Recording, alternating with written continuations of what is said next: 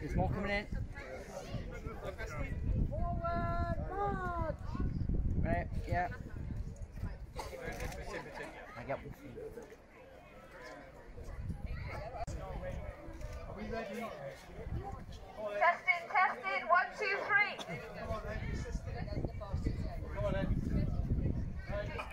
Welcome to Tredegar's annual Bevan Parade.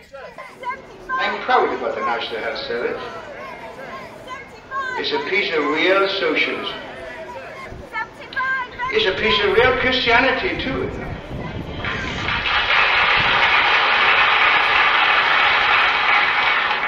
We had to wait a long time for it.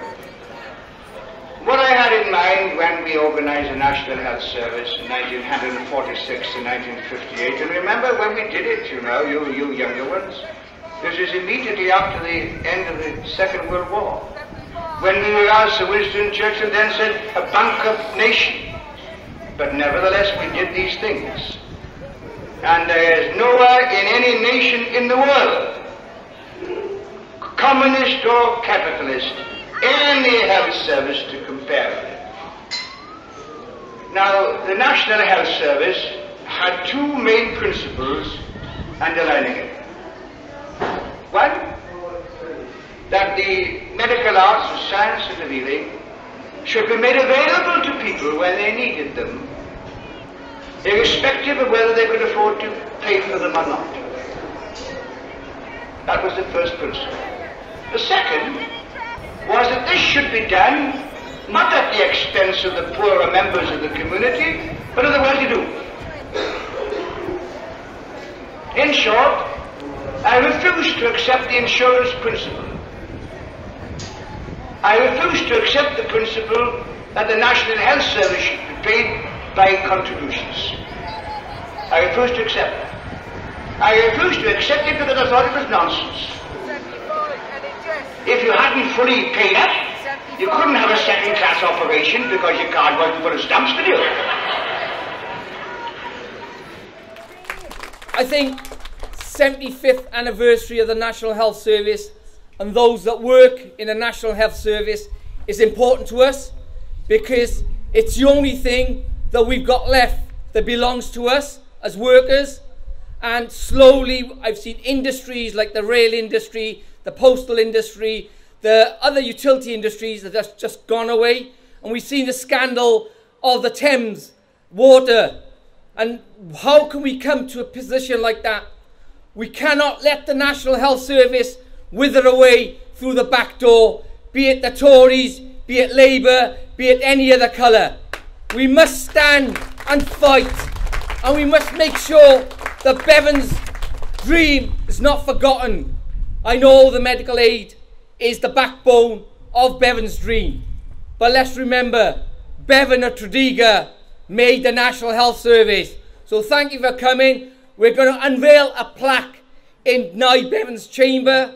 We're hoping all the speakers will be able to come in there. There is room for people to look on the outside, but it's important we identify today as a day, a milestone for the National Health Service. Thank you very much. Thank you for coming. It's a massive honour for Betty to be able to put the plaque up. It's a privilege for us to be working in a building which has such long history, and especially for the NHS. So yeah, so we are incredibly pleased to be here and doing this today. Yeah. I just wanted to say it was really important for us to be able to honour all the NHS workers that worked extremely hard during the pandemic, many of them who sadly lost their lives whilst protecting and looking after the public, many of us as individuals as well. So today, of course, we are marking the 75th anniversary of the NHS, so it's really, it's really timely that we actually mark it in this way, and that we now have a plaque, and we've got a bit of a place really for the TUC, for the union affiliates, to mark the real importance of the NHS, and also to remind ourselves that what we have today is only in existence because of public sector workers, and who have made sure that it exists and that it goes on for the next 75 years as well. We've had some brilliant speeches. Every single person has reaffirmed their commitment to the NHS. So this is our this is really, you know, our opportunity today to mark it officially as well. So, do you want to? Should we jointly do the honours? Yeah.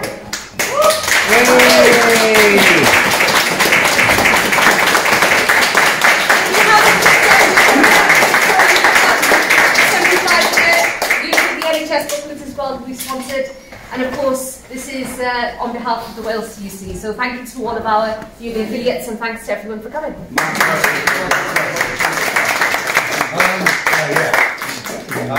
This is the original chamber actually, so Nye would have sat actually in this chamber.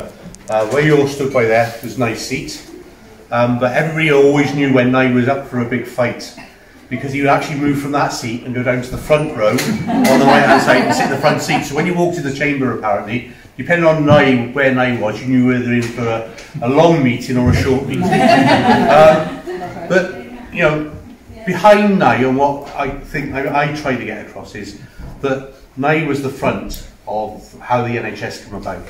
There's a gentleman called Walter Conway in Tredegar that we all know. Walter was the mentor for Nye. He was the secretary of the Medical Society in Tredegar. He was the one that actually made Nye aware of what needed to be done. There was a group called the Query Club as well, that was set up by Nye and by Walter Conway, where they had the debates. So it was a group of academics within Tredegar who got together and sort of debated the articles of the day and all the things that were going on. And one of the things they were quite vociferous about was health. They recognised that something had to be done for the people of Tredegar and the surrounding areas to make sure that they weren't left behind, because health was so important. You know, you think that the diseases that they were talking about before the National Health Service, which were eradicated within the first 10 years and made such a difference, especially to the youngsters and the children, was immaculate. You know, it was unbelievable. Nobody had ever seen anything like it. And that's what we've got to fight to keep today. And like I said on the stage, everybody's got to realise that it actually is the working class that created our NHS. Not the Tories' NHS, our NHS. So thank you all.